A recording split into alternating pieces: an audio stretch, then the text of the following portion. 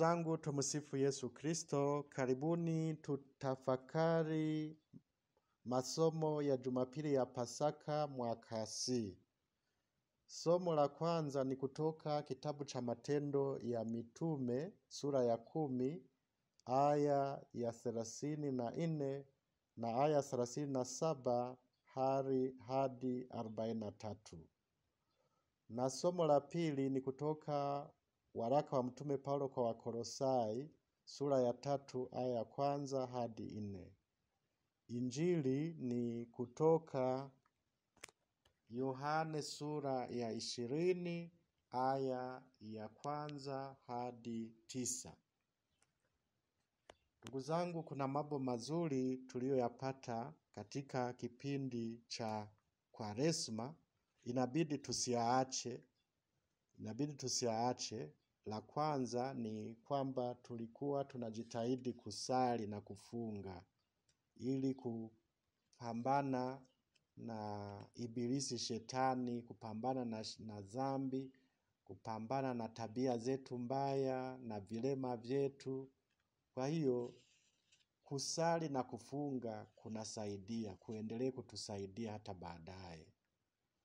Na kitu kingine kizuri ni kutafuta sakramenti ya kitubio. Wengi walijitahidi kuungama.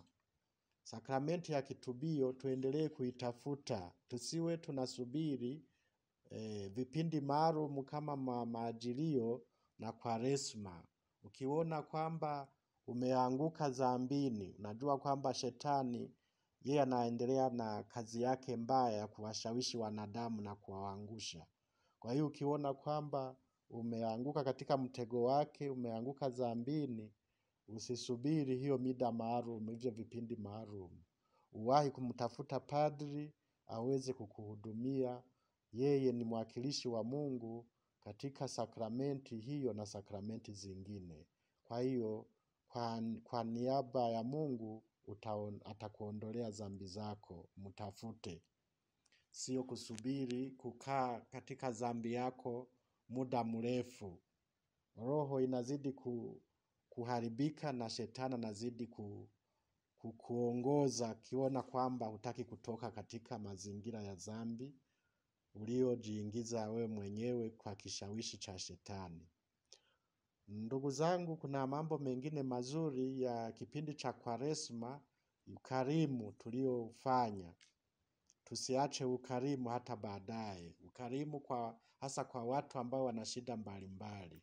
Tusiache kuwasaidia eti kwamba tumemaliza kipindi cha Kwaresma.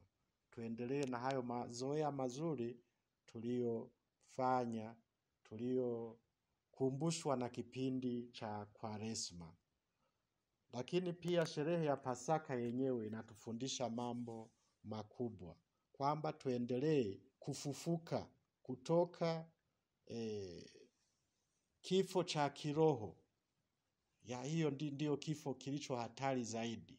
Sababu mtu anaweza akarudi katika hali ya awali ambayo alikuwa amekufa kiroho, alikuwa nje ya sakramenti, alikuwa nje ya kanisa, alikuwa amebanwa na mambo ya kidunia, yani ni kama alikuwa amekufa kiroho.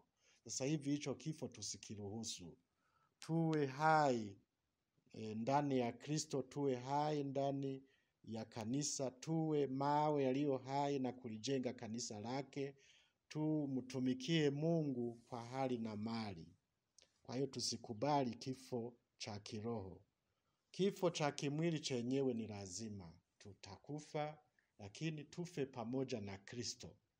Tufe pamoja na Kristo na tutafufuka pamoja naye. Na tutakapofufuka, ndugu zangu, tuende wapi? Tusiende motoni, tufufukie uzima wa milele. Ndiyo maana tunapaswa kukumbuka ushauri tuliopewa na somo la pili. Paulo aliposema, mkiwa mmefufuliwa pamoja na Kristo, yatafuteni yaliyo juu, Kristo aliko ameketi mkono wa kuume wa Mungu. Yafikirini yaliyo juu, sio yaliyo katika nchi. Ndugu zangu, tusibanwe na mambo ya kidunia. Tusikubali kuwa mbali na Mungu. Tumtangulize Mungu katika maisha yetu. Tuyatafute mambo ya mbinguni. Ni kweli tunahitaji mambo ya dunia hii ya kujenga miili yetu na kujenga familia zetu na kutusaidia maendeleo tunayahitaji, lakini tusibanwe nayo. Mambo ya hapa duniani, malimwengu yasitubane. Yakitubana tutajikuta tumeacha kuyatafuta yaliyo ya muhimu, yaliyo juu. Kwa hiyo Paulo ametuonya, ametushauri vizuri. Tujitahidi, mambo ya dunia sio mabaya yenyewe, tukiyatafuta kwa njia zilizo halali, na lakini pia na matumizi yawe yanakubalika mbele za Mungu. Tuyatumie vizuri kwa sifa na utukufu wa Mungu. Tusikubali yatuzuie kutafuta uzima wa milele. Nawatakieni Pasaka njema, na sote tujitahidi kuendelea kumtumikia Mungu kwa hali na mali, tukitafuta ufalme wake, tukitafuta uzima wa milele. Atukuzwe Baba na Mwana na Roho Mtakatifu, kama mwanzo na sasa na siku zote na milele. Amina.